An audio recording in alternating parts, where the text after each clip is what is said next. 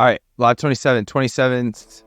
Hulkenberg is one of them for F1, but he usually does NASCAR, and I don't know of anybody who drove. Jacques Villeneuve drove it for Daytona, but that don't really count. That was a one-off. Did you know that off the top of your head, or did you Google that? Oh, yeah. No, I knew that. The Jacques Villeneuve info is just like, I remember. J.J. Yelly. There it is. J.J. Yelly. Now I can't say it right.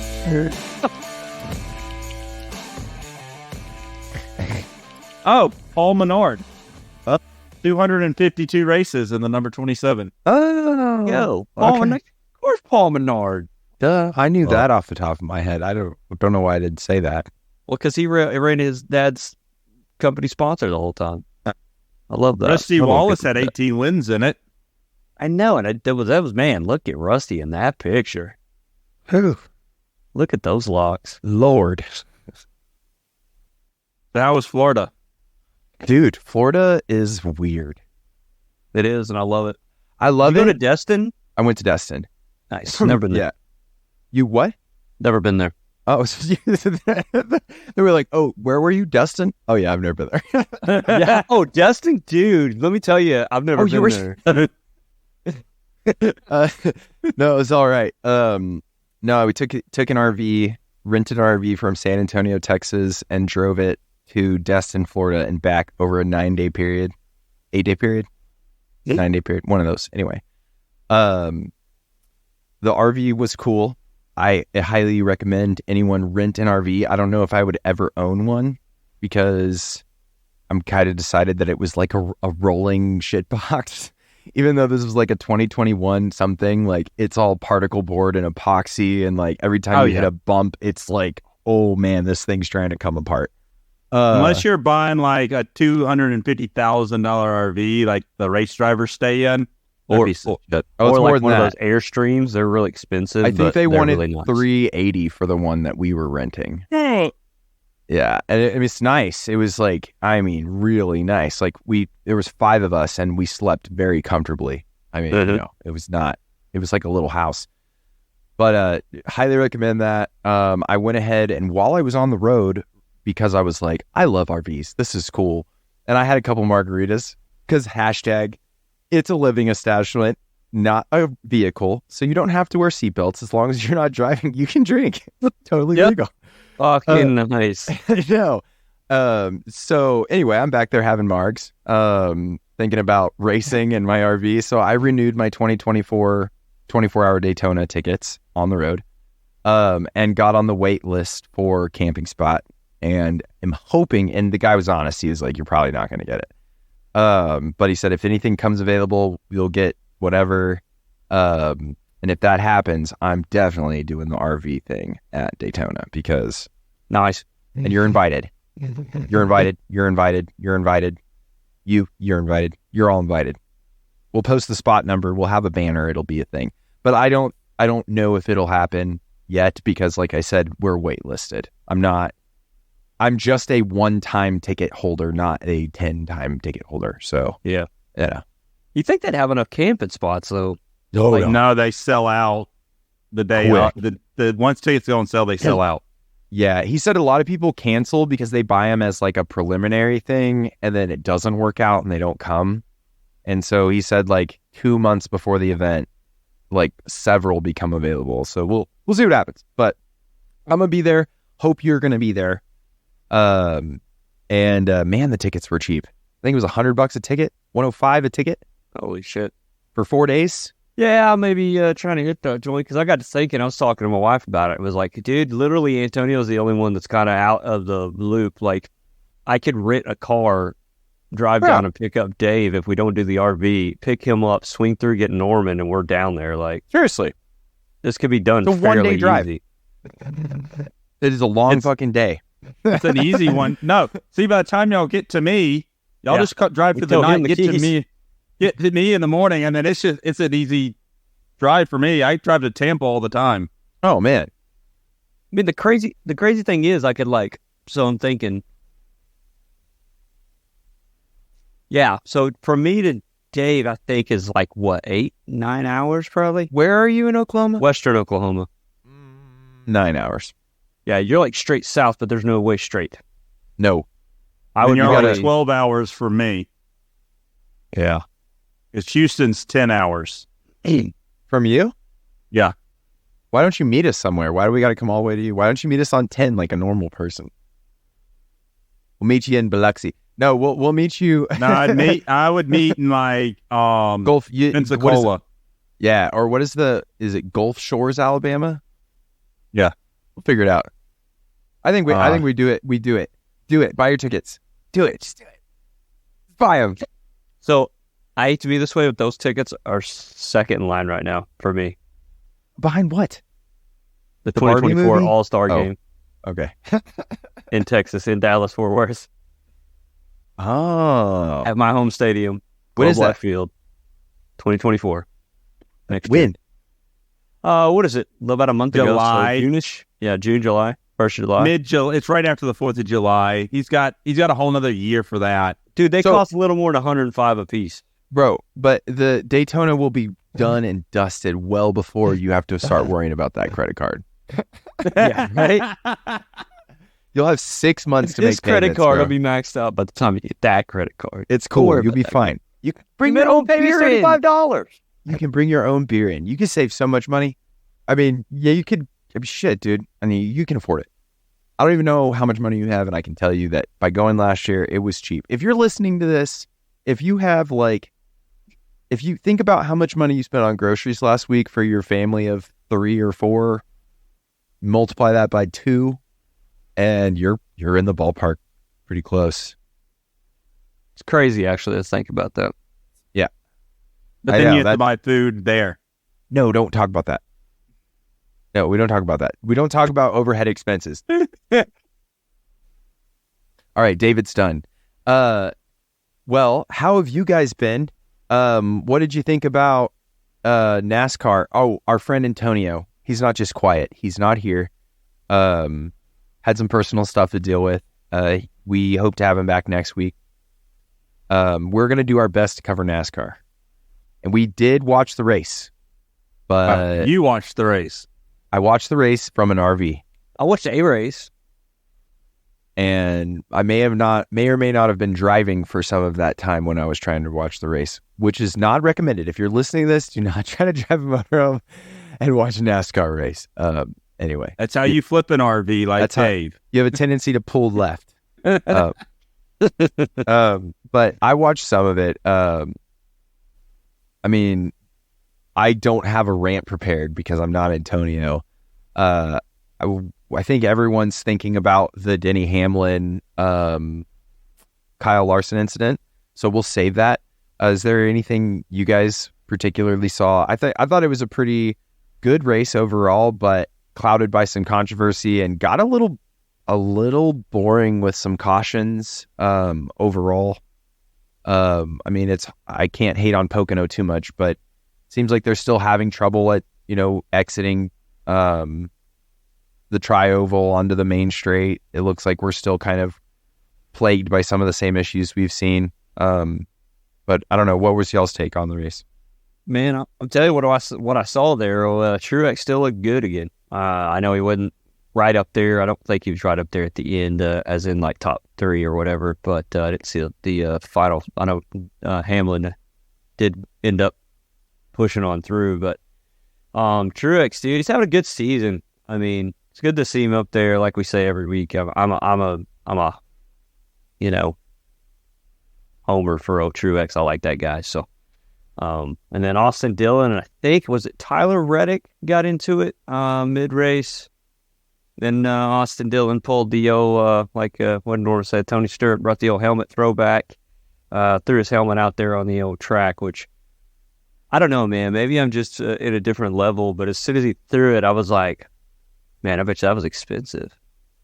Like that helmet looks like it costs a little bit of money. I don't know if I'd be throwing it. But I don't think Austin Dillon really gives a damn about his helmet at that point, especially. But for me, I was like, man, that's your Hans device is still on there, bro. Like, earbuds still hanging out? Those earbuds probably cost more than what I make, in a paycheck.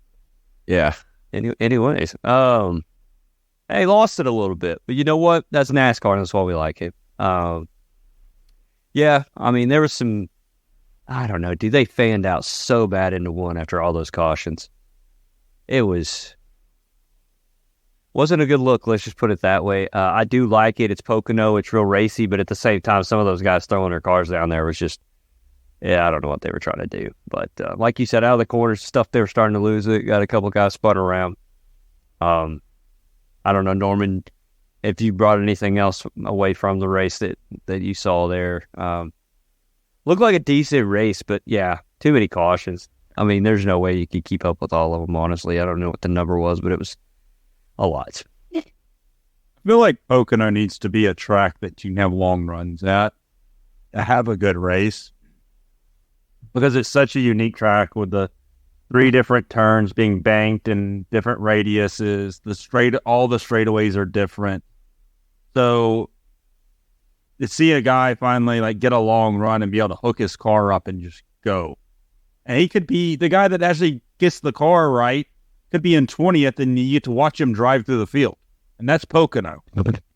But here it was just short run, and it was miserable to try to watch.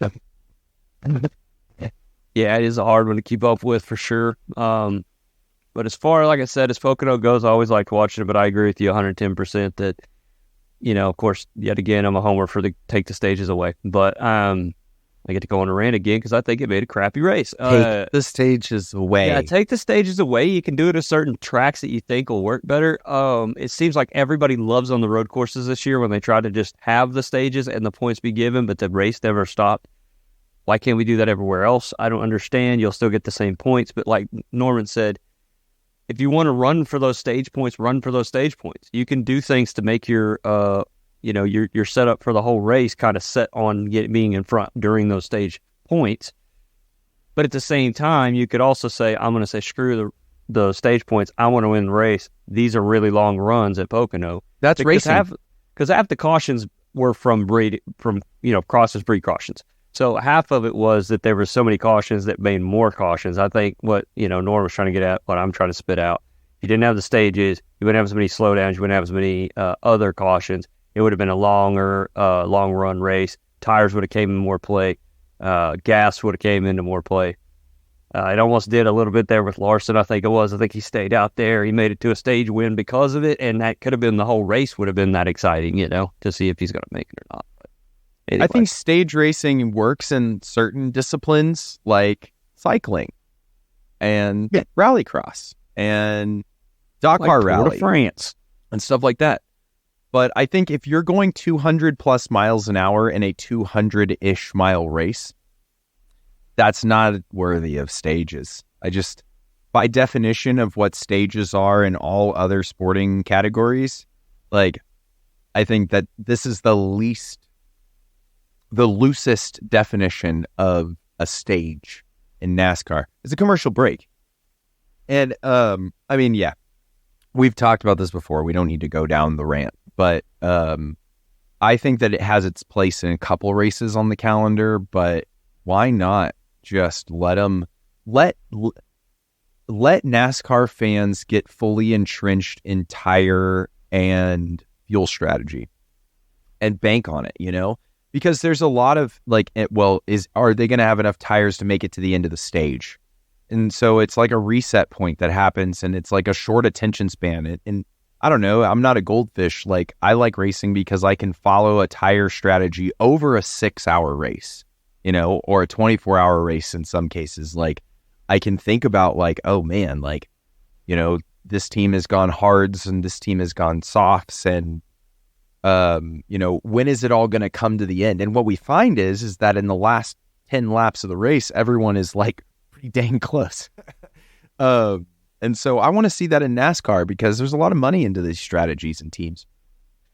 Yeah, and even like a little guy, I remember one year Dale Jr. wasn't doing too well, and it was at Michigan, and I think it was in the COT, but he stretched out a win just because of gas mileage. His car wasn't quick that year. They were doing pretty bad on setups and different things. And so he actually stretched out a win on pretty much gas mileage alone, and doing really good at saving the gas.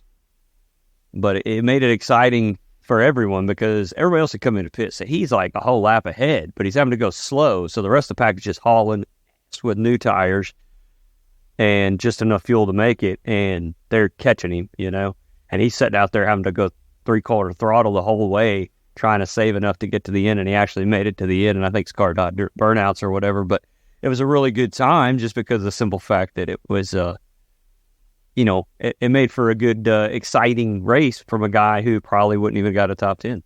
But you're not going to get that with stage racing, I don't think.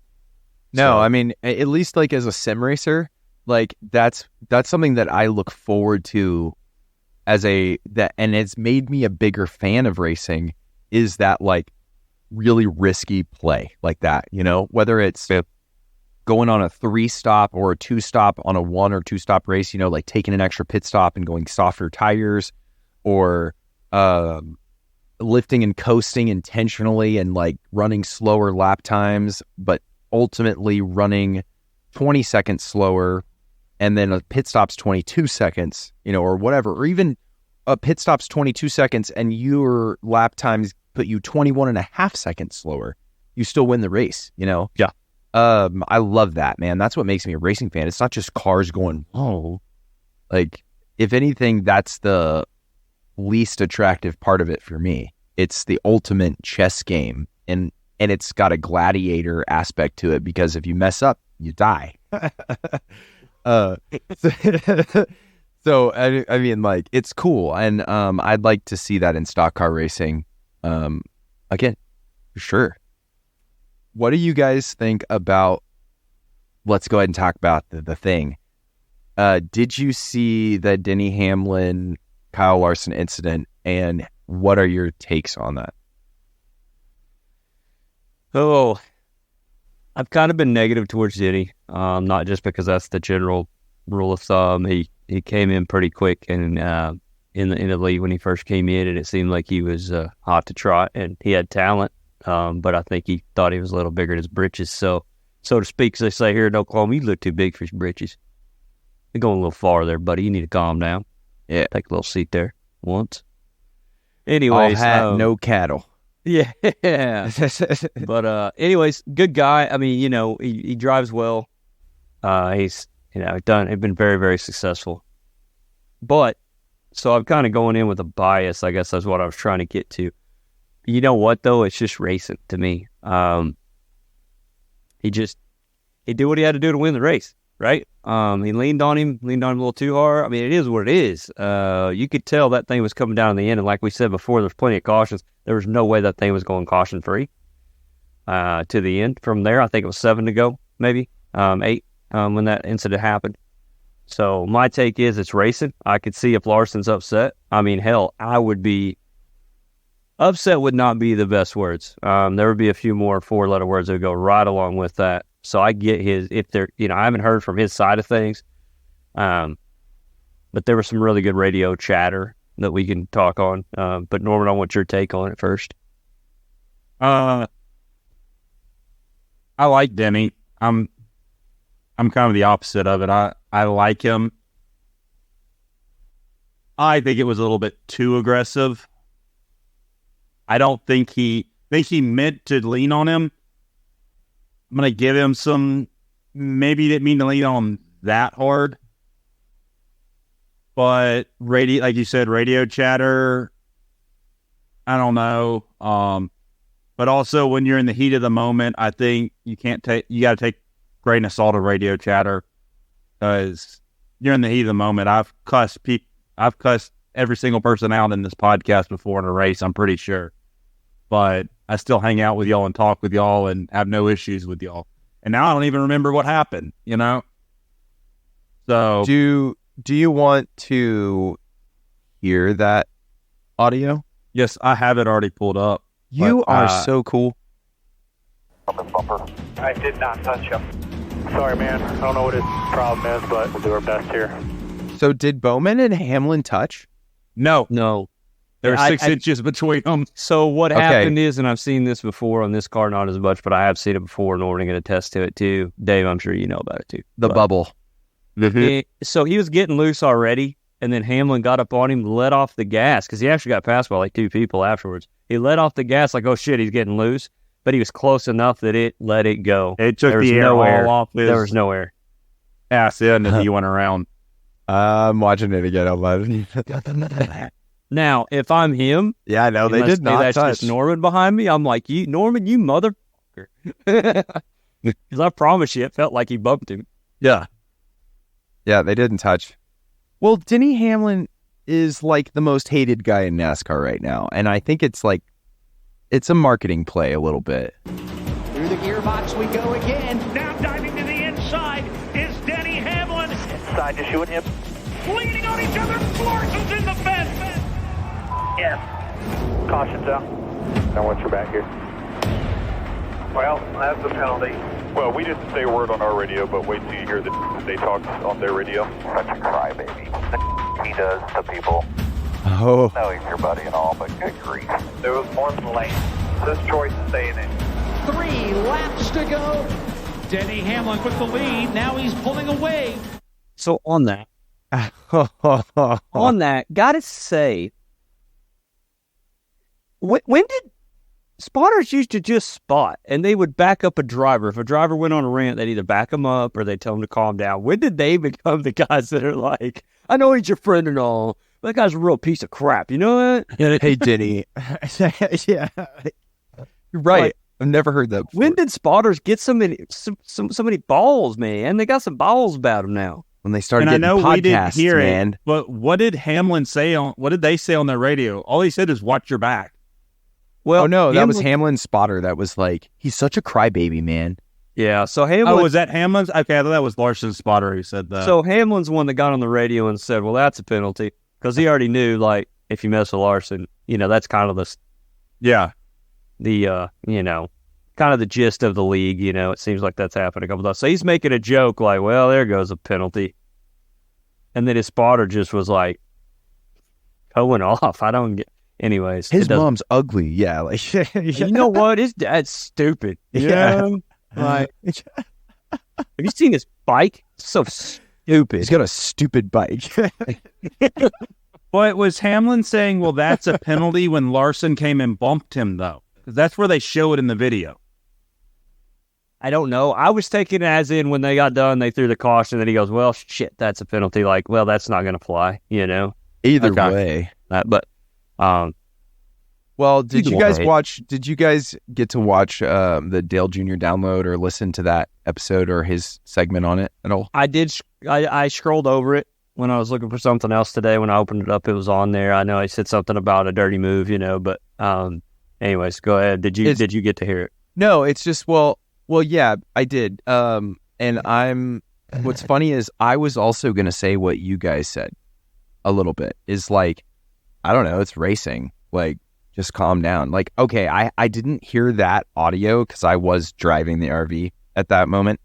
So that's the first time I've heard that. And that's sucky. Like, I don't think Denny's spotter had a right to, like, get that radioactive, hashtag NASCAR. Yeah. Right. But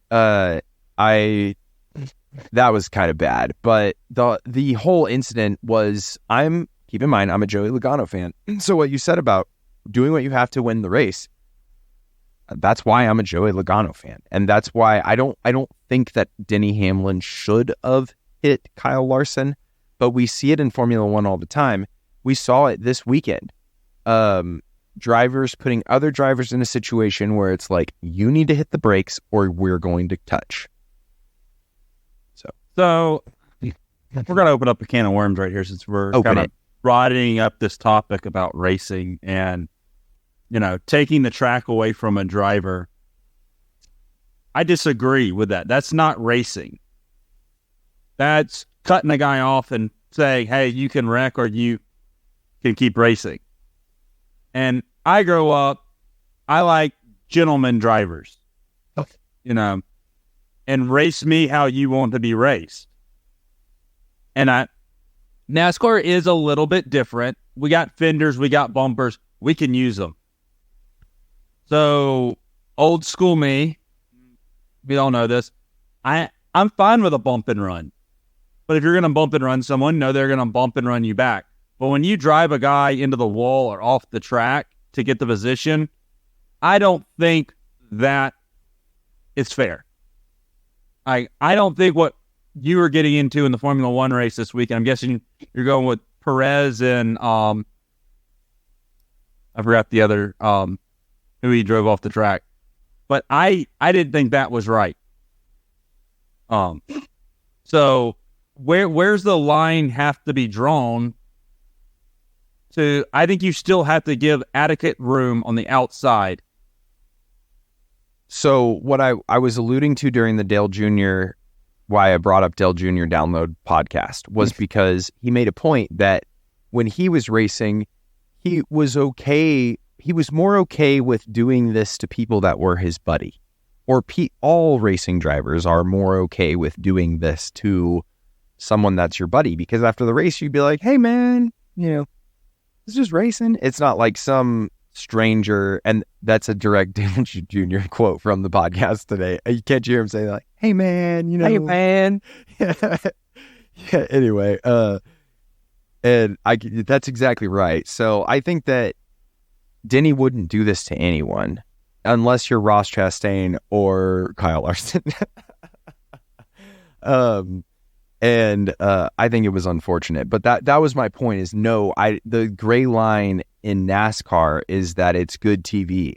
And that like NASCAR is going to encourage drivers to make contact because it's good TV. And it'll be more acceptable if it's a relationship between two drivers like Denny Hamlin and Kyle Larson, rather than like Denny Hamlin and, I don't know, insert your rookie driver that has no prior relationship to Denny Hamlin, because then he's just an asshole. And I think that all of NASCAR is pinning him as an asshole right now. You heard the boos at the end of the race. That wasn't for the yellow. That wasn't for finishing under caution. No, that's what Dale was saying during the race, Junior. He was like, I don't think they're booing because of the yellow. I don't think that's what it is, man. I think also you got to think those boos is those people also thought that Denny dumped Bowman too. Yeah, and he did not. They hadn't seen the replay of Denny did nothing in that one. But if you're a NASCAR guy, do you not, like NASCAR, the body of NASCAR, do you not try to push this a little bit and say, okay. Absolutely. Denny Hamlin is a huge man. He can stand up by himself. So we're going to say Denny versus Hendrick. Is that what just happened at Pocono? Can we go ahead and push this further? Can we see where this goes? I would say so. I think so. I don't think that they're going to push it forward. But if somebody's willing to say it, they go, hey, I don't know. I mean, that's already the narrative. Like, I've seen headlines today, like, Denny Hamlin shows no remorse over his actions at Pocono. Like, no, I mean, have you watched any racing ever? Like, I think that, this is just stock car racing. Has this not been going on forever? No. It doesn't make it okay, but it does exist. Hit Larson, he hit Bowman, and he mangled 3 children and 2 chickens. Right. And he doesn't even wear the fire suit in the family. Yeah. That was a joke. His daughter wore a fire suit this weekend that said, I wear the fire suit in the family. It was really That's funny. An old throwback to Delana Harvick, right? Yeah. Good stuff. Good stuff. I think, you got to know Denny Hamlin's personality. Like, when you back him in, not back him into a corner, but put him on the hot seat, he just takes it. He's like, okay, I'm going to, like, even if he is like, that was all my fault, but now that everyone's booing him and stuff, he's going to be like, no, that's not my fault. He should have backed out. That was my spot. I think you should take your Shingrix shingle vaccine. And that's Denny Hamlin, though. And that's what people, I guess, love to hate about him is when you get mad at him, he's like, well, be mad at me. I don't care. I don't need you. Right. Yeah, let's just say I don't think he's going to have a lack of anything to talk about on his podcast this week. Yeah, he's also a media personality. Detrimental, which is what it's called. Oh, yeah. No, this is great TV. So I'm into it. I don't think it was okay, but is anything okay anymore? So like, am I even okay right now? Does it go any further if nothing happens next week? Right? I think this probably fades away. But yeah, if this for some dies. reason Larson and Denny are on the same spot of track at the same time and their cars touch, it's like, oh no. What was uncool was Larson retaliating under caution. Which I'm is never. NASCAR again. I know, but I'm They're never in fire okay. suits. They're in cages. They all have helmets on. What was the danger? I don't know. Now down pit road, I see guess you. you're There's right. people out there that aren't protected like the drivers are protected. You can't be doing that crap down pit road. But don't get me wrong. I loved it when Tony Stewart did the whole backing into somebody else because they rammed in the back of him. I don't know if you remember that. I don't remember who it was, but he just like destroyed all of his cars doing it. And I was so happy about it. But it's not cool. Okay, don't laugh. It's not cool. I think we should give them lances and just let them joust under caution. Yeah. I was fine with the retaliation under caution because it was more of a, hey, I didn't like that. It wasn't like, oh, I'm going to break your car. It's just like, hey, dude. And that's, I would do that kind of stuff in iRacing running ovals. If Levi dumped me and I spin out and I gain control and I start driving again, under caution, I'm going to come up and I'm going to bump him in the ass. Be like, hey, buddy, I remember. And get him thinking next time he sees me in his rearview mirror, like, payback's a bit. Yeah. It'll be interesting to see because I think your call on Denny is exactly right. Like, he don't care. This is better than for him. It's better that he did this than not, media wise, right?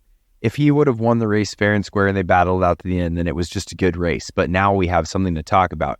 Here we are on Tuesday saying his name on our podcast, and he has no affiliation with us whatsoever. Like, Well, the same, yeah, and the same. But he is a thing. listener.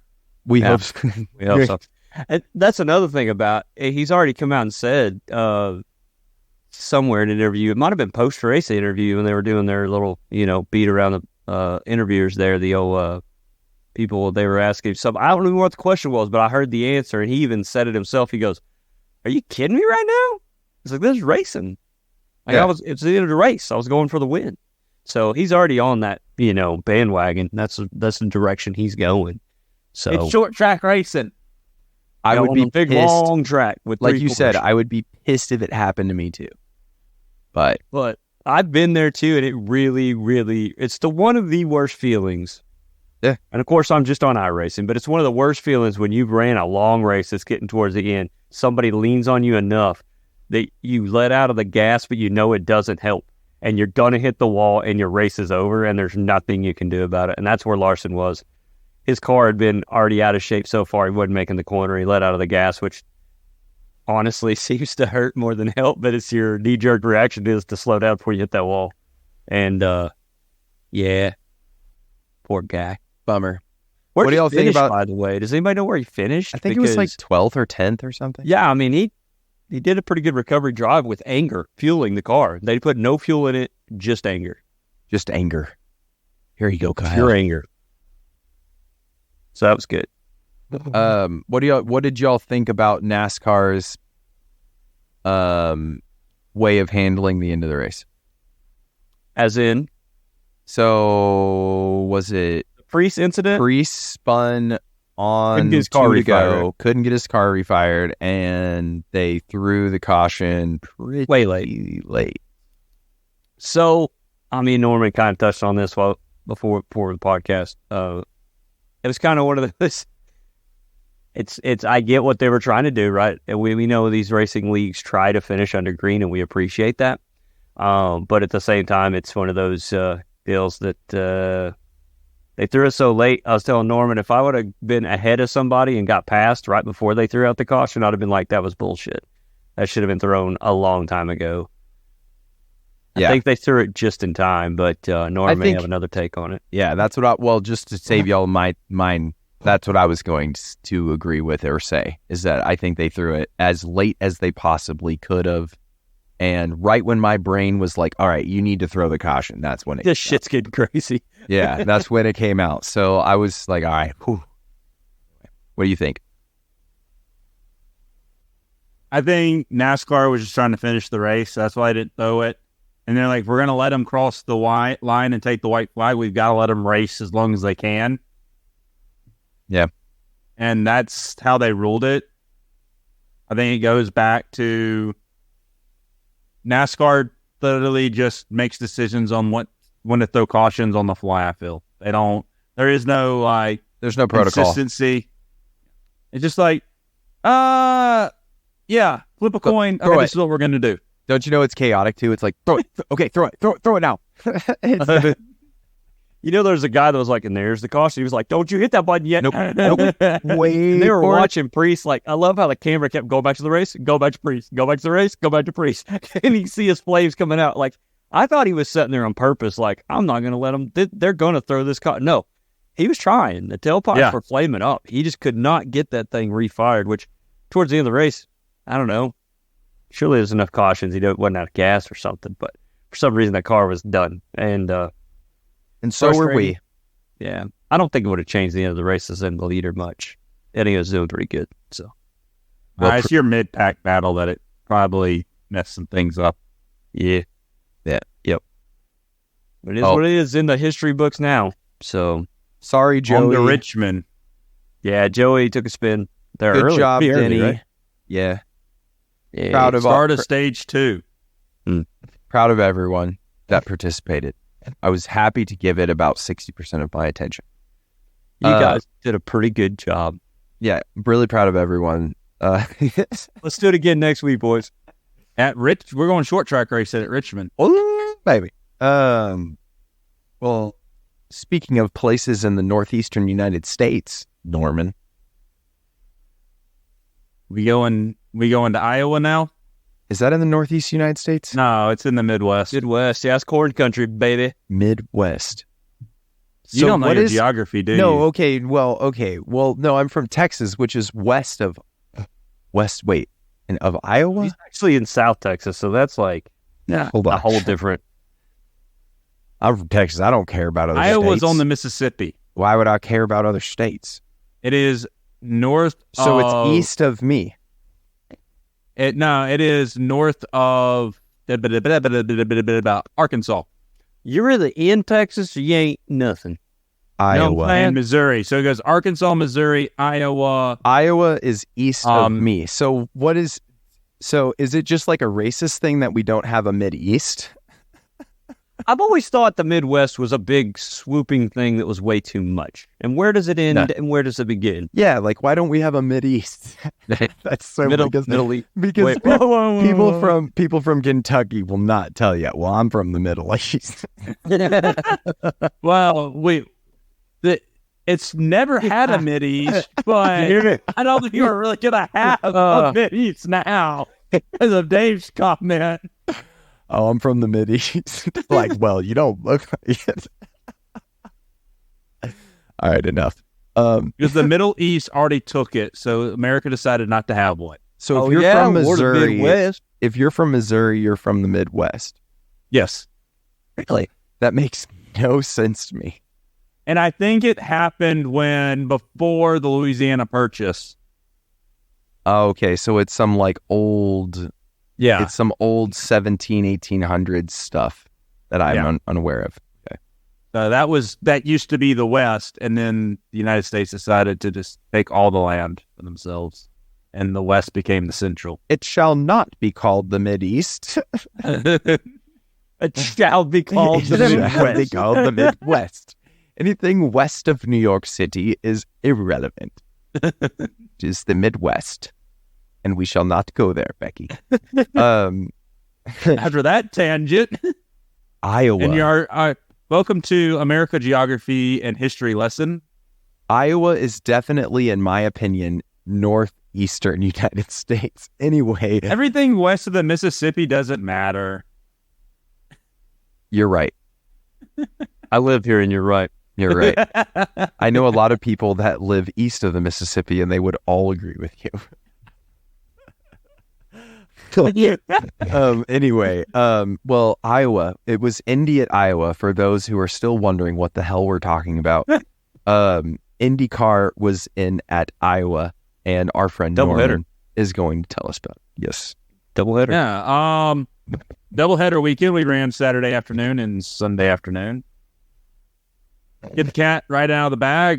Justin Newgarden won both races. He is dominant there. I think he's won 5 in a row now in Iowa.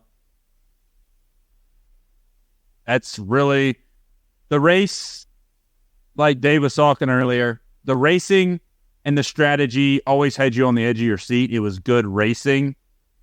It wasn't really racing on track per se. It's one of those races you're like, yeah, it was a real good race, but there's really nothing to talk about. Will Power sat on pole both days. Newgarden just better than him. Penske had the cars to beat this weekend. I guess Pelot did really good points management and got as many points as he could to still have a freaking like 80-something point lead over Newgarden. Anyway, Newgarden won both races.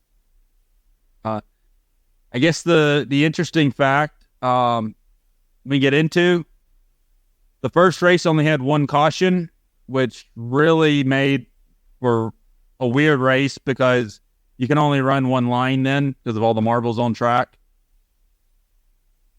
And then our boy Stingray Rob went on the track without a right rear tire on his car. Okay, And wait. Wait, can we pause for a second? Is this guy the most unlucky person in the world, or is he really just a problem? I wouldn't blame the driver on this one. No, me neither. I know. Or is the team a problem? I guess that's what I should have said. Yes, I guess I'd say the team. They do seem to have a lot of bad luck. I mean, like it is hilarious how much we talk about this guy. It really is getting old. Stingray, I don't think is a good driver. He doesn't show anything ever as a good driver. He makes mistakes, but then his team doesn't help him out at all either on the situation. Is it kind of like a Mazepin in F1 situation where it's like it's a bad driver, but it's also a bad team? Are we sure this isn't a Will Ferrell movie? Like the name, like the team, like he does sound like the bad guy in a Will Ferrell racing movie. I'm just saying. Oh, Stingray Rob. Screw you, Stingray Rob. Well, he's really not a bad guy. He's really not a bad guy because he's not winning. True story. So the craziest part about it, though, is it came coming out of pit, and tire comes off, goes up the track. 2 guys, Rosenquist and someone, split the tire. And you're like, okay, well, they were on scene right as it happened, so it's unlucky for them. Caution's going to be thrown. 15 seconds later, the caution finally comes out after we've almost done a full lap. It takes 20 seconds to get around this track. It's not even a mile long, and they're running 180 around this track. How? I have no earthly idea. How? Okay. NBC said that that race control must be very hard for them to see that side of the track. How? Don't you have cameras everywhere? And the simple fact you said race control, it's kind of like 2 kids beat up another kid on the playground, and the teacher's like, oh, I was on monitor duty, but I really can't see that spot in the playground. So over there, they could pretty much rape and pillage all they want, and I'm not going to be able to help them. What do you mean your race controller can't see that side of the track? Fix it. See that side of the track. Like, you need to see that side of the track. Yeah, even the commentators were like, oh. You know, you want to do that door? You see that door? Oh, it's going to hit it. Oh. If NBC's cameras can see the tire, then race control needs to be watching NBC. Why don't they have a feed? Yeah, like, what's up? Yeah, something. So, I know they don't have anything to do with it, but we talk about how Indy's so, with the AMSR, is that what ASMR? The AMR safety team. Yes, the AMR safety team. The ASMR, they're like, you're going to be just fine. Just relax. They're tapping on their helmet like. Anyways, yeah, AMR safety team is the best in the world as far as racing goes. But their race control can't see half of the track. So, Indy, we've been bragging on you for I don't know how many weeks on this podcast. We're in week 27. Or lap 27, episode 27. And, you gotta take it back now. We gotta take a point away. Got to take a point away because you almost got someone killed with a tire. That's pretty much what it is. We're so sorry. I'm actually with the It's of our safety team, though, and how good they are. I'm shocked they didn't somehow get the tire while it was still under green flag. Yeah, true story. We've talked about how they need to be on the F1 side of things, where they just run out there, grab it, go back, no problem. So we're blaming the AMR safety team, not race control, for not throwing the caution. Where the hell were you in your blue Race jumpsuit? control thought the safety team was just going to go ahead and grab the tire while it's running around the track at 180 miles an hour, and everyone else is too. That's what I would have done. No, it was weird. That was a weird incident for me. I was like, are we still going to throw the caution, or what are we doing? Didn't the announcers say, and the caution's going to come out here? Or and the caution's going to come out. Even Are they going to throw the caution here? We have hand signals we use on this podcast. Is there not a flag signal that's hey, over Do you here? see that? So NASCAR's had this before where NASCAR, the drivers say, hey, there's a piece of debris, or hey, it started to sprinkle back here. Did they not start getting a lot of play over the radio? Yeah, but you can't trust a NASCAR driver. Hey, there's an effing tire that's going faster than me. Trusting a NASCAR driver for his words, like trusting a fisherman for his word. Oh no, yeah, I stopped fishing at 4 p.m. Yeah, okay. No, that's not gonna work, dude. You can't put it in the driver's hands. Of course it was raining. If I'm a driver, am I not saying, dude, is that a tire? I'm going pretty fast, but it was going just as fast as me. Maybe they did. Maybe there was just a new guy, and he was just boss, everyone's talking about tire tractor. Shut up, Ricky. I think we should throw the caution. And shouldn't they at this point have just a guy in race control to just watch a Stingray, Rob? All race long. They should have known. Oh, he lost tire. Throw the caution. Oh, yeah? What do you do for a living? You watch IndyCar? Yeah. You know that one car that always that guy named Stingray? Oh, yeah, he's got a cool... Yeah, I watch him. His personal from race the control. time he gets on the track to when he's walking around in the back of the pits, so he gets in his car. I have to watch him pretty much all weekend. So his dad is very wealthy. Yeah, I get to take off Monday through Thursday, but Friday through Saturday, Sunday, you know what I'm going to be doing? Watching Stingray. Yeah, well, more happened than that, I'm sure, right, Norman? Well, he did get disqualified for leaving the pit with a loose tire. So, how is that his fault? Or is that more of a team? I think it's just that I think they disqualify the team is what it's kind of as. It's frustrating for him. Yeah. He's for once I didn't spin out. I didn't wreck myself. You guys did spin out. Day, guys. I think he did go sideways after his tire came off. No, really, that's the main talking points for this week. Like I said, entertaining race, not a lot of discussion about it. No, not really. You have those weekends. Yeah. Joseph Newgarden, man. Dude is a very talented King racing of Corn driver. is what they called him on the broadcast. And King of Corn. Yeah. King of Corn. So, yeah. I don't want to be known as that. Oh, we saw good racing, though. And by no means am I saying it was a boring race. It just was I think it was your standard Iowa IndyCar race. Yeah. I love Iowa. IndyCar has resurrected Iowa as a racetrack. That track was dead. Didn't exist anymore, and Hy-Vee and IndyCar put their heads together and said, we're going to do a big weekend here. And it's entertaining. Is it scary as shit? Yeah, 180 miles an hour around a 0.8 of a mile of a track. Yeah. What times you say they were running 20-second times or something like that? 20-second laps. Jeez. And I think Ed Sheeran did a good job waving the flag. Hey, I know. Yeah. I just remembered that. I got to see that. And I thought, this guy's doing it right. For a guy who's LeBron never... James. Yeah. Yeah. He did it. He didn't do... If it were me, I would do the whole thing they used to do in the 40s where they jump in the air and do this. I think I'd have to do your local dirt track where you do the crisscross up top and then every once in a while you fling it down low and then come back up. Oh, yeah, you got to get that, boys, like a streamer. I would do you got to do the double flag. Oh, that would be a good one. But would they I would let hit you myself do that right as in the Ed face. Sheeran, though? Because the guy looked like he was scared he was going to fall over there or something. It's like, I'm a music artist. I can walk, bro. Yeah. He just kind of had his hands up whoa. Ed Sheeran, you don't fall. Sheeran, don't fall, Ed. Ed, please. Ed, please. Ed, get away from the edge.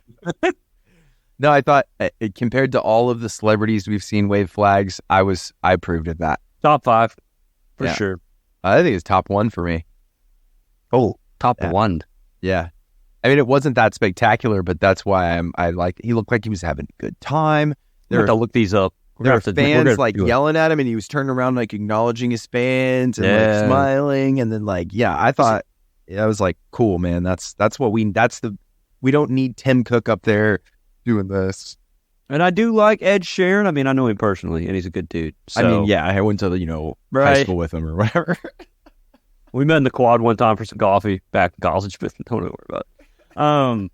No, it's a good deal. Yeah, no, I like it. So they skipped this weekend though. It looks like on the schedule. Then we go to a gimmick. Yeah, Streets of Nashville. The bridge of Nashville, and then we go around some squares and circles. Back it across almost the bridge. Gives me that Chicago NASCAR feel, doesn't it? Just like, ooh, I don't know why we're doing this. Hey, there's no reason to be here. It doesn't.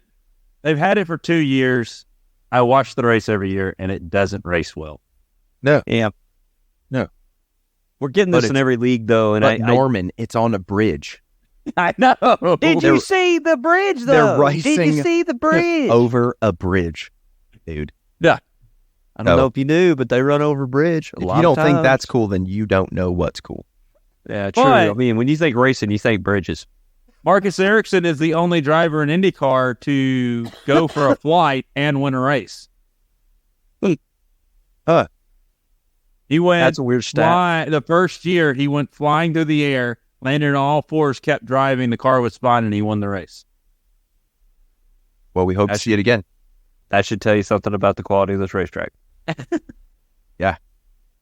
Or that Marcus Ericsson is a superhero. And I have been over the bridge in Nashville multiple times. It's not so special. Mister, not that I've been fancy. over the bridge in Nashville. Yeah. Well, Nashville's a lot bigger city than I thought it was, by the way, when I went through there. Very, very... It wasn't just like a couple little country bars on a dirt road, because... What I thought? No, I didn't think it was that bad. But I really did not think it was the size it was, and I went through there at night the first time, and I was just like, I'm not stopping here. Yeah. Oh. But, they're going to race there.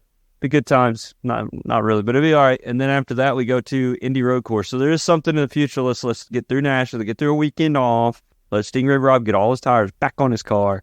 And then we're going to go to Nashville, which I'm sure he will not make it through that race. And he might be the first car into the river. Right. And Stingray Rob went into the river, but one of his tires stayed on the track and went down around a couple times before they threw the caution. And then we'll go to the Indy Road Course, which is always, I'm not a big fan of the track itself, but it's a neat venue. It's always been a neat venue for me. So. It's a fun track to race normally very well there. Yeah. Yeah. Yeah, I'll give you that. The Indy League racing I've done in iRacing there has been fun. Weren't you part of that? Who's that? He ran like one race. I've ran 0 races, actually. Squad IndyCar for Antonio that was and somebody else. League. But anyway. What's that? I was just reminiscing. That was a good race, though. I liked the IndyCar, Indy Road package combo. It's good. I don't know if I like it in any other car, but I thought it was a good combo. Looking forward to that one, always. And I think that Roman Grosjean wins Nashville. Let's go. Really? All gimmick. He's struggling right now, too. Yeah, he hasn't had that. He's a mental case, and that's not the driver you want to pick with him having a mental case. I'm picking him. Hey, all he needs is one good win, man. He's back in it. Like, he gets locked back in, and he doesn't have a seat for next season.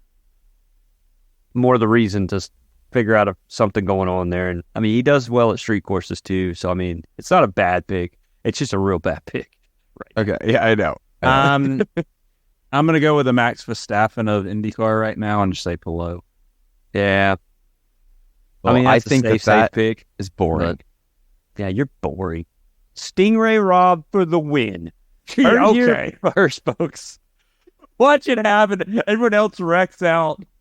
What a shocker. The only guy left on the track. Well, looking forward to it. You hungry? I got some watermelon. I'm good. Formula One in Hungary. We all got to get there somehow. It was a unastonishing race for me. There was a lot of talking points, as in stuff going on in the race, but the race itself, if there wasn't all those talking points going on, it probably wouldn't have been all that exciting. I kind of dozed off a couple times. And when me being a Ricardo fan, I mean, he got bumped at the first of the race. I should have been excited all throughout. It should have been an exciting race for me to watch constant. And I was still, I mean, well, one, you see all these cars go by and then there's like a blue and white flash in the back and they change screens and you can't really see. So I was just watching the ticker the whole time.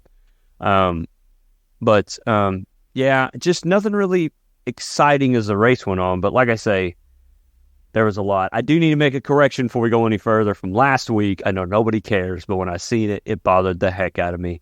Last week, I did say that they were on those C1, C2, and C3 tire compounds. It was actually the C5, C4, and C3. Oh, my God. I know. Stop the presses, everybody. We're going to have to let you go, Levi. What a screw up. I can't have these mistakes. But dude, when I seen that, I was just like, I have to make a correction with tire names like that, how could you ever mess that up? I know, but I thought it was the other way. But anyways, long story short, softest compound, same thing as they always do. So it didn't really matter. I got that part right. But yeah, the quality format was interesting. I know, like me and my wife, we watched races together, and she was not a big fan of it. I think it gave the lower teams, mid-pack down teams, a chance to get further into the qualifying session. At the same time, some of them still didn't get as far as they would like to. I mean, it was kind of bad because Alpine, all weekend long, they still look like they're behind the 8-ball, so to speak. They're just trying to make changes to that car. I don't know if y'all saw their front wing. I don't know what's going on with that thing. There's just way too many waves in it. There's like 4 peaks in the front wing. I don't understand, and it's like blue and hot pink. And anyways, it's Alpine. It's a branding thing. They're trying to make mountains. Yeah, there you go. Alpine. Yeah. But yeah, they said the same their thing. car was like a ton better on the reds, so they were really, really, really, really wanting to get into Q3. And I'm like, well, yeah, everybody wanted to get into Q3 because they want to be on the softs. Like, no crap. But they were making a big deal about that. But by the end of the race, it didn't matter. They were a double DNF for the weekend. Very, very bad look. They really need to get their stuff together. But, sorry, Ryan Reynolds. Right? Well, they're going to have an influx of money, which we know it's not pay to play in F1, but it sure effing helps. It's very close to pay to play. And you never know if they'll just take a page from the other rich guy that's doing this, kind of making his teams just go look at the fastest car, build a second one, change color. Rinse and repeat, Lawrence Stroll. Or Otmar Snaffenauer. Yeah, snapping flower. Snapping flowers. Smart. Snapping flower. It sounds like a Dr. Seuss like book. Levi's like, and then Alpine's leader, Snapping flower. He made a really crappy cameo. I think at pre-race they were doing the rundown, and I really, really on the F1 TV app, not. Who's it? Will Buxton that does the one on the regular F1 TV broadcast. Yeah. So I get the F1 TV, so I watched some other people do it. But anyways, he like walked in between them, like talking, and kind of paused for a minute. And they're like, "Not more set." He just kind of kept talking. He finally just walked off. I think he was wanting to stop and talk to him, but it's like, "Get out of here, dude! Your cars are no good. You're trash. You're trash, Otmar. Get out of here." Get out of here, man. And now we're joined by Otmar Snappner. That's my Will Buxton impression. Not to change subjects, but to change subjects. Yeah, qualifying Mercedes debacle on Russell. Oh, man, was that not bad, dude? What are you doing? This is the thing that I always see everyone do. Wait for the last lap. Like, that's when we need to do it. The track's the best. The blah, blah, blah. You got to put a banker in at the first, right? Like a decent lap. Not even that. You're Mercedes. You should have to worry about the track being in the best condition to be in the top 15. True story. That you got a hell of a point right. there. I didn't even think we're talking. Yeah. Like what? You just do a mediocre lap. Exactly. Like, just get through. And that's another thing that frustrates me about, like, Red Bull and them going back out when you've lapped, which lately the intervals are way closer, right? We're seeing some catch up from the rest of the league. But when he's up by like a second and a half on everybody's hot time, and then he puts a new set of tires on, runs out right at the end and runs one more hot lap, I'm like, why? They're like, he bettered his time by 3,000ths. I'm like, well, you moved from first to first, dude. Calm down. Like, I don't even know why he's out there, especially in Q3 and Q1 and Q2. Now, Q3, I get it, right? You want to make sure you're doing your best, but all you have to do is get through. And like you said, the Mercedes, Red Bulls, Ferraris, I mean, McLaren's now, which we'll talk about in a minute, but those teams should not have to worry about getting through Q1 or Q2. No. I don't see that should be a problem. Like you said, just go out and put down a lap. Period. Your lap should be good enough to get you in the top 10. But you got to be smart enough to put a banker in. There's just no way you don't get that done in the time allotted in Q2. There's too much time and too much track. Yeah. But then he just, man, everybody was going around him. Pierre Gasly went around him. Norris went around him. I mean, it just bam, bam, bam, bam. And it was ridiculous is what it is. You didn't need to wait. You didn't have to wait the track evolution out. You should have just gone. Agreed. I know, like, he was waiting at the end because he was trying to get space from behind his teammate, and everyone else was like, nope. But he should have been, him and Hamilton should have been 30 seconds to 20 seconds ahead of all those guys. Yeah. Some of those guys that went around him went ahead and put a lap down right behind somebody else, got through, and he didn't. So that right there tells you, like you said, he should have went. Just go. I mean, sucks to suck. Yeah. Dang it. But yeah, I mean, moving on to the following qualifying races and all that, or the races within the races. For qualifying, Ricardo, Yuki. Yuki didn't make it out of Q1. Ricardo got into Q2, which I thought was huge. It was kind of like a realistic, goal for me to see from him is to get out of Q1 because they've had trouble doing that. Right. So he got out of Q1. I told my wife, I was sitting there, I was just like fist pumping in the air and everything, like he had just got pole position or something, but it was right at the end. He slaps that lap down, and I'm just like, yes. And then everybody starts going above him, like. But he hung on and got through to Q2. And then, like I say, I was like 15th is good enough for me. But he, I think he started 13th, so he even moved up a little bit from that. But one of those was the debacle by Russell. So, anyways, good qualifying. It was exciting. I think I like the tire changes that they did with the whites and then the yellows and the reds. I think it put a lot of emphasis on just getting to the reds, and then once you got there, then we really got to see some people put down some laps. But McLaren sure did show that they're for real in qualifying. They sure showed it in the race. Yes, I think they're here. They're here. But yeah, just a little rundown of the race. I'm not even going to go through it at all. Really, just the first of the race was the most exciting. I think Norman touched on that pre-podcast. Like, that was it. I mean, pretty much that was the race of the excitement anyways. Verstappen jumped out to a good lead. He actually got a good jump for once. That's just one thing that I can say that he faults. He usually has a slow start from the line. But he really did a pretty good job. Did what he always does, elbows out, went into turn one. And domination from there. I don't think he really had a problem. I don't think it would have mattered if they would have got around him. He was still going to go. He was still going to pass him when DRS gets turned on. Can we talk about the DRS for just a second? Yes. It used to be 2 laps. 2 laps, we do DRS, right? They don't do that anymore. They wait till almost everybody got more than a second away, and then they turned on the DRS, which really frustrates me. Because I could have swore that they made that to make the racing more They didn't wait exciting. 2 laps? I missed that. No, they waited longer. That's what I'm saying. Also on an RV. I was on an RV. Yeah, they're always supposed to do 2 laps. And for the last, I don't know how many Grand Prix, it's like 4 laps in before they turn it on. I thought it was 3 laps. It used to be 2, and they might have changed it and I didn't know it. But it seems like 3 or 4. I don't know. I'd be lucky to say maybe 4. But when they finally turn it on, it seems like everybody in the top 10 is split up. And they're all playing catch-up after that. But the DRS train turned in from the mid-pack back just always. It's always a DRS train, which is frustrating. I mean, you think there'd be some passing, but there just isn't.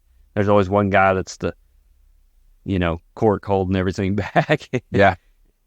Just won't let it go through. But, McLaren, man, they're here to stay, they're man. looking good. I was They're so looking impressed good. with Oscar Piastri on the start. Yeah, right. That was nuts, dude. Up the outside, elbows out, holding his ground. That looked like a dude who'd done that. I mean, I guess technically he has 1,000 times. I'll but just say not it was in an that car. Alonso move, right? It was, something you yeah. see from That was veteran shit there. That was seasoned veteran. Yeah. I was yelling at, oh my God, this kid. Like, whoa. So any prior shit talking that I've given Oscar, I take that back. That was... I'm slowly pulling the reins back on the shit talking as well. So that we're talking about him, McLaren pitting Norris before him. Yeah, I think that's... I mean, Norris is their guy, and they've never really been in a position to play that game. But I think they're still keeping it safe. They're doing the safe game. I don't think they want to take any chances yet. They're going to keep him on even playing field. They want to empower Oscar. And they know Red Bull's hungry for Lando. And so they're going to empower Lando especially. But yeah, no, I think we're going to see all kinds of crazy strategy out of them. I'm excited to see what they do at Spa, because I do not see them ever positioning one driver over another on a public space. I think we all know Oscar's the number 2. And they know that too, and Oscar knows that too. But I think on TV, we're going to see Oscar lifted up on a level that seems unfair to the viewer, I think, just based on what I've seen out of McLaren over the years. Yeah, agreed. Like I said, pulling the reins back on the Piastri trash. Dude's going to get a podium. You know what I mean? I think he's going to get a podium for sure before the season's over. If it continues going like this and nobody else makes any strides, Ferrari. I've forgotten about him, man. I don't even think about him. that's the bad part. Correct. I have noticed a turn in the radio that I've been listening to because I'm that kind of dorky F1 guy that I actually listen to the radios and whatnot constantly. It's more of a NASCAR thing, but it seems like Leclerc, I don't know if it's with that narrative of him maybe leaving or seeking other options or what the case may be, but it seems like the radio towards him is not as kind as it was, which I'm going to segue a little bit into Perez. Perez got a podium for the first time in a while, but at the same time, is a podium. It wasn't second place, it was third, because a new upgraded McLaren stood between him and Max. So he did good and got a podium. That's what they want to see. But was it good enough to show that he's back to form, so to speak? I feel he did not show up in qualifying. I felt he should have been higher up in qualifying. He needed to be starting 5th, 4th, somewhere in that area. Definitely with the Mercedes being out. You've got to at least beat one McLaren, in my opinion, if you're him. I think that hurts him. I think he backed it up with a great race. I think he drove a hell of a race to build that back to where he finished. So I think he came out neutral this week. Yeah. I think he still sits where he was coming into this weekend. Right. And you shouldn't have that feel after a podium, but that's how I feel Red Bull is so far ahead of everyone else still. And I don't think that they're holding the car back from Perez like he would like to put out there, I think, in the public, that there's, some favoritism being played. I don't think Red Bull gives a damn enough about the drivers to try to sink one. They literally care about that manufacturer's championship. They literally care about the points. They want to be on top of everything. I don't think they care. I mean, they've shown that they will do and cut whoever they have to. Whatever decisions they've made, they will change mid-season. Yeah. It won't happen this season. Perez is safe. I feel that that's a thing.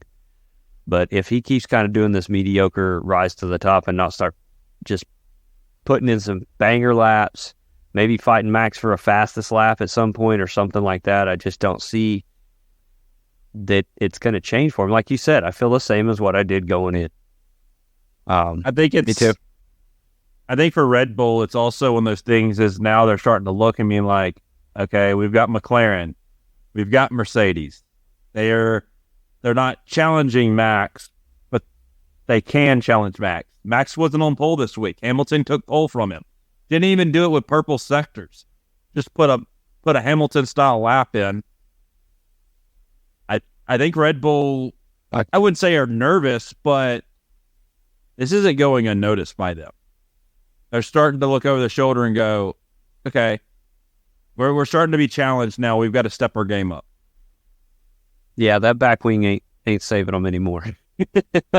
No. The guys are starting to figure it out a little bit. Totally agreed on that part.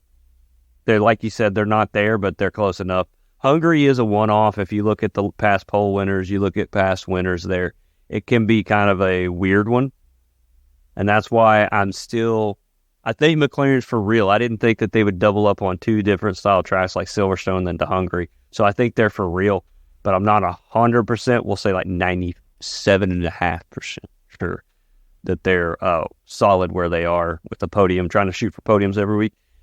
I think Spa will show that back up. Everybody knows this track. Everybody's raced this track, whether they've been in, F2, F3, whatever. Everybody races Spa. So this is one that's going to equalize a track.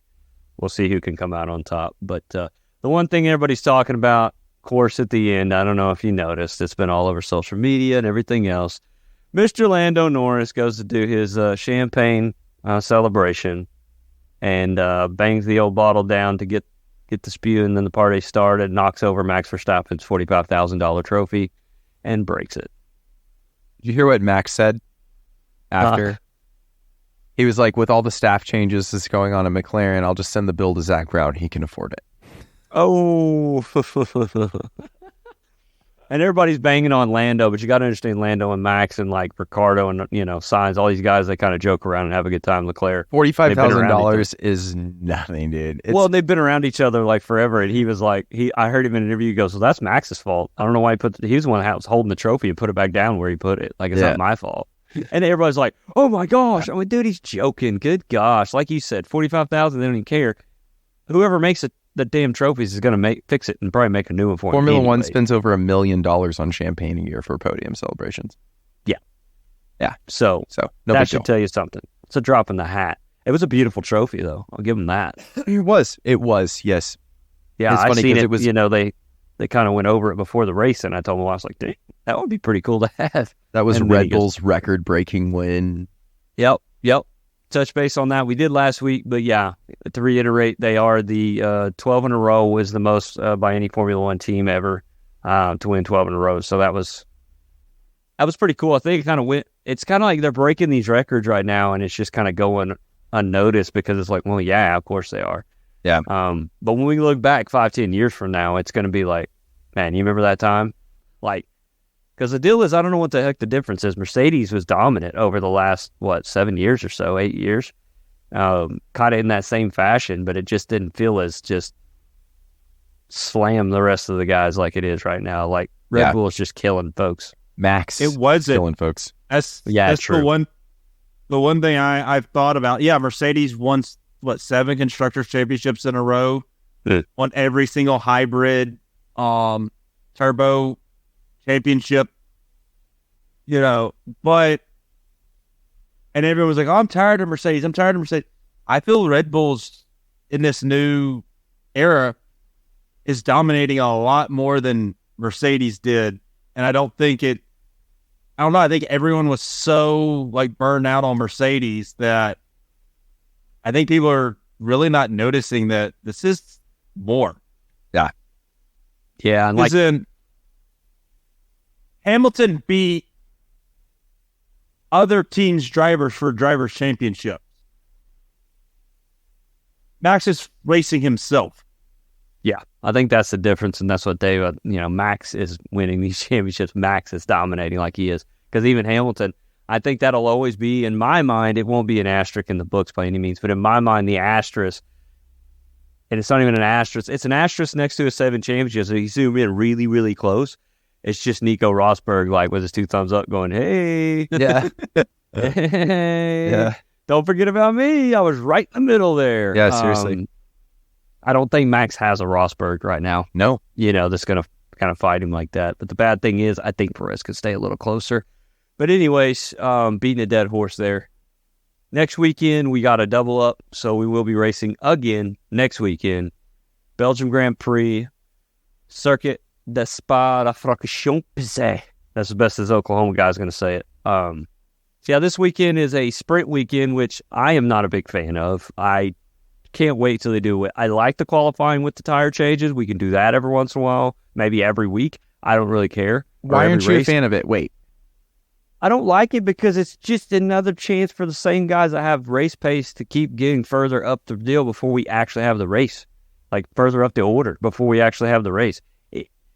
Qualifying and race now especially just keeps getting further and further from the same.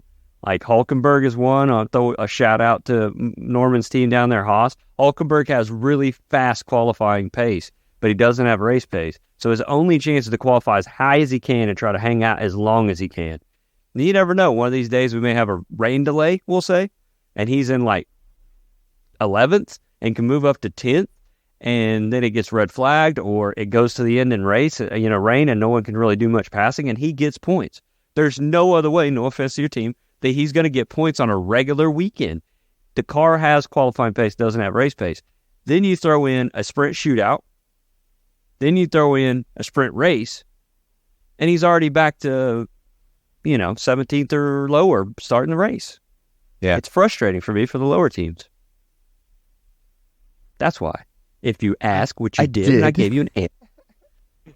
I would rather them just go back to how they used to do the sprint weekends if we're going to have them, where it sets the starting grid. Yes. It's just a pointless race now in the middle of the weekend. Yes. It's more of an opportunity for cars that I like to not be there on Sunday. Mm-hmm. Yeah, that's what I'm saying. I don't know. I like the way it was set up. I understand the practices don't need to be done or whatever, or, they don't do much.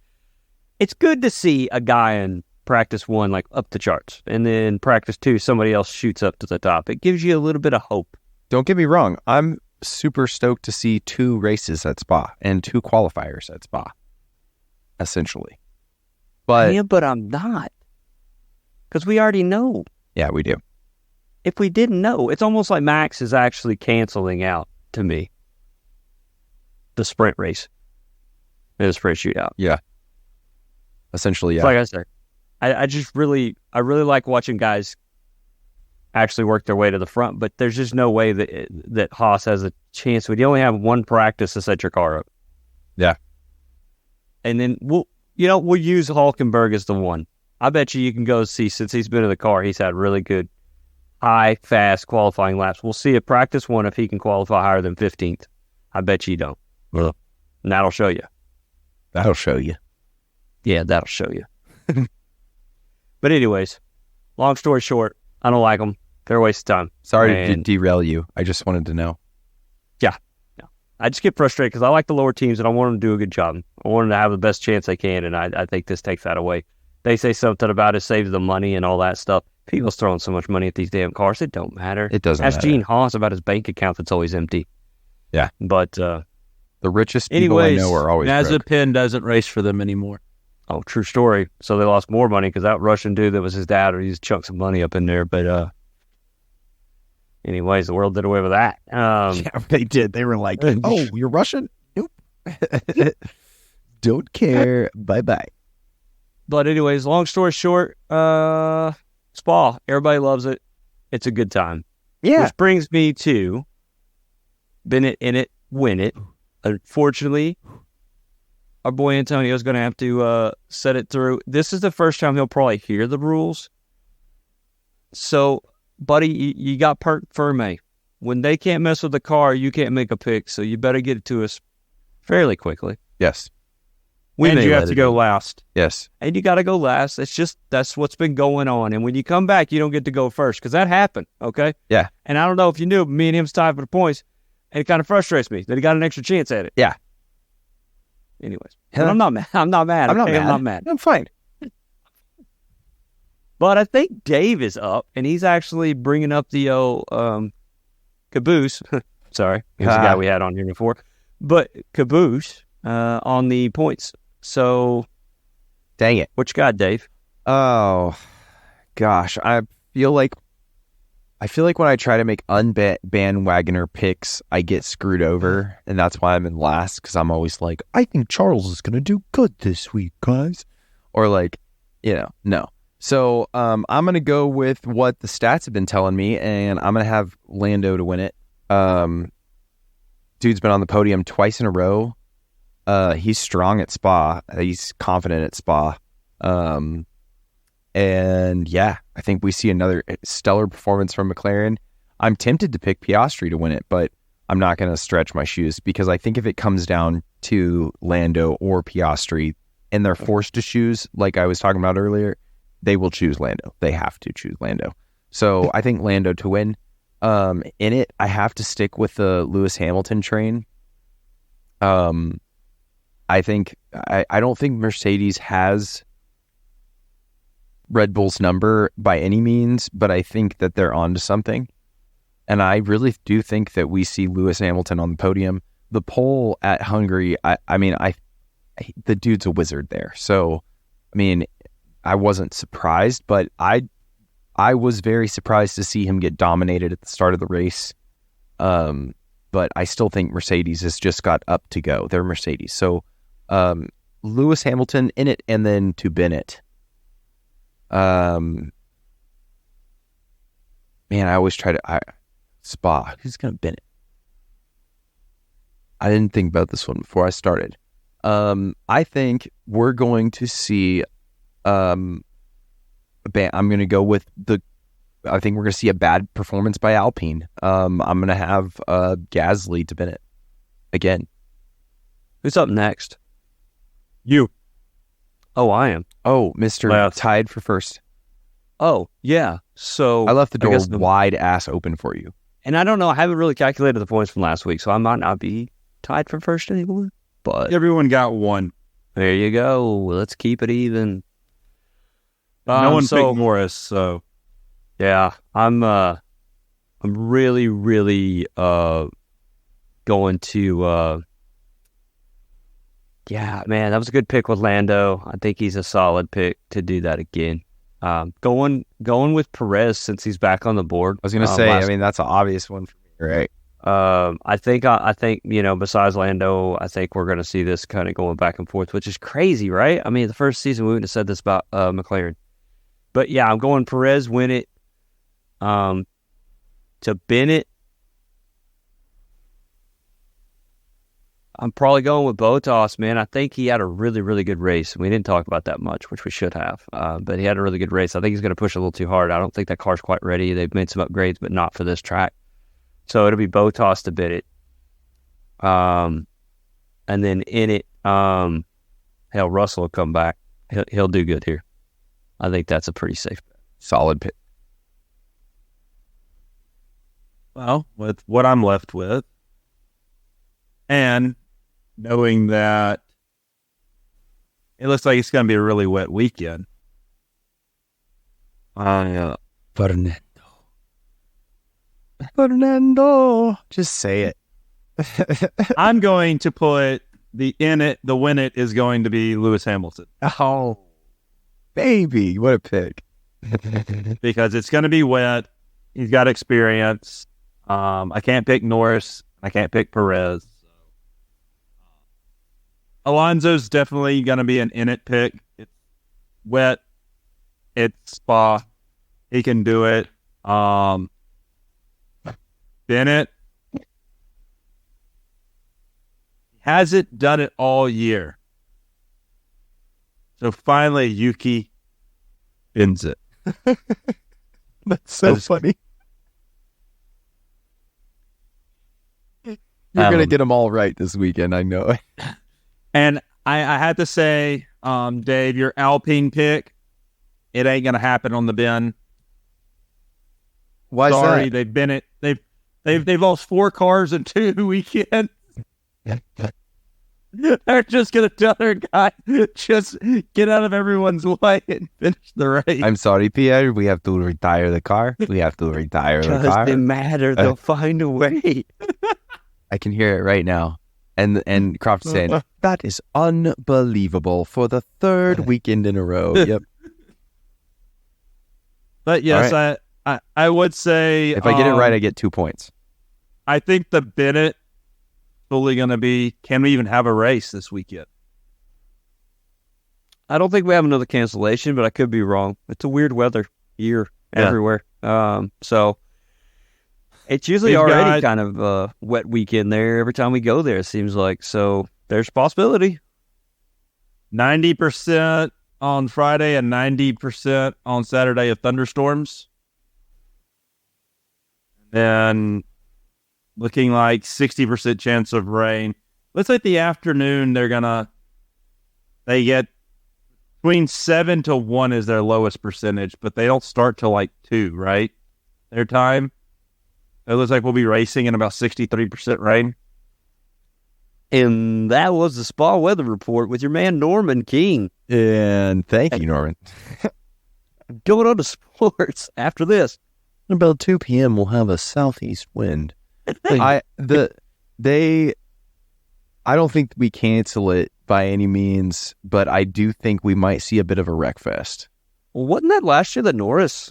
Or was that 2 years ago? I think it was 2 years ago. Yeah, Arouge just smoked it, dude. He hard. Smoked it hard. That was bad. And that was the same year that we had the I guess, what do we say? We're going to restart the race if the sparrow can fly with a coconut from... If there's 2.5 inches of water that falls in a 43.5 minute period from the southeast. Race control could not understand what they were doing that race. It's like Little League Baseball. If the lightning strikes and you reset the clock again for 30 minutes and we sat here and wait. Yep. Mm-hmm. That sucks. You're giving me Little League and high school baseball flashbacks. 27 I coached for like 7 years. Don't even. There were so many of those. Why? In Oklahoma, okay? We're kind of like weather capital of the world. Yes. Wait 30 minutes and the weather will change. Yeah, if you don't like, that's the saying here in Oklahoma. If you don't like the weather in Oklahoma, that's the wait 5 minutes. saying in every state, because we say the same thing. If you don't like the weather, wait 15 minutes. I guess that's true, except there it's just humid or humid. We say, if you don't like the weather, get the hell out of here and go to Oklahoma. True story. What did you say about everything, though? Yeah, get the hell out then. If you don't like it, get the hell out. You don't like it just big, you're in the wrong spot.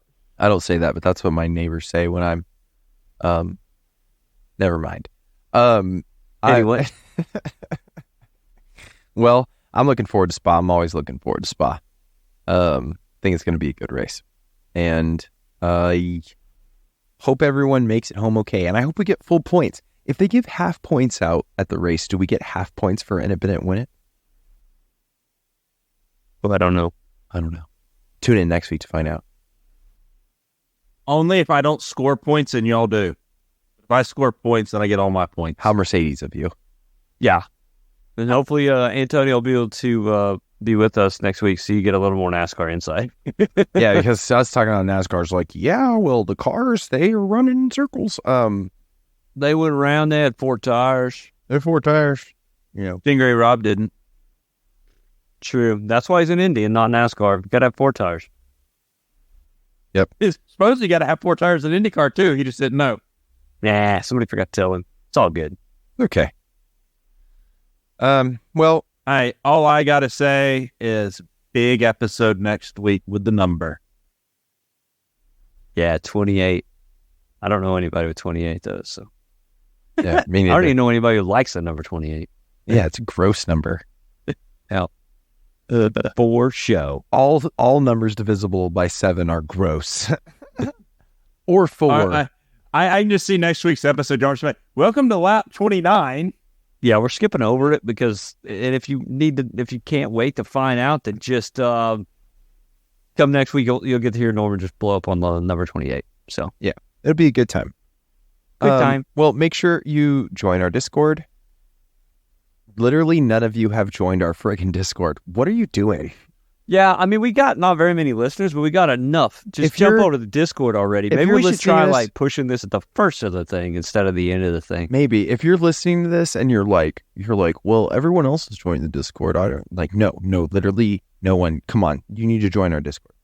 Some people have, but you need to join. You eating that cheeseburger. Yeah, and I'm telling you right now that if you're listening at this point of Lap Zero podcast at lap 27, and you're still listening, I want to say I appreciate you, man. Yeah, I really do. I'm Dare I mean that say from the I love bottom you of my heart. I love you.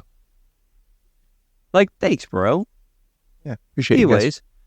Lap Zero podcast. You can check us out on Discord. You check us out on Spotify or any of your other whatever you listen to on your old apps mostly. Look us up on Google. It'll show you where we can get there. Shout out Team Goon Squad as we always do. YouTube and all them jumps. And they're in Montreal this weekend. They are in Montreal this weekend. I'm going to try to race a Porsche as long as I can possibly race a Porsche. If I make it all the way, it'll be great, but I'll be stuck in my chair and someone will have to physically come and get me out because my hip will not be good anymore. How many hours? It's like 3. But I'm trying to rehab this whole injury, and so... Oh. Okay. I will Fort not Worth be there trip. this weekend. Yeah, the Dallas-Fort Worth run is like 4 hours from my home, and when I go down there, I'm dying by the time I get down there and back. So we'll see how 3 hours of actually mushing pedals back and forth all the time and no cruise control. We'll see how that goes. Oh, yeah, true. Well, I love you. Yeah. Shout out to Lab Zero. Yeah. That was it. League Zero. Thursday nights. Shout out to those guys too. What are you, my dad? Say it back, dude. Peace. That's all I got to say. I said I love you, and he said, yeah. Yeah. Like, thanks, Dad. Yeah. What do you want? I just want you to say it back. That's why. That's what I want from you. I love you, man. I love you, Dad. He's like, you too. So. Yeah.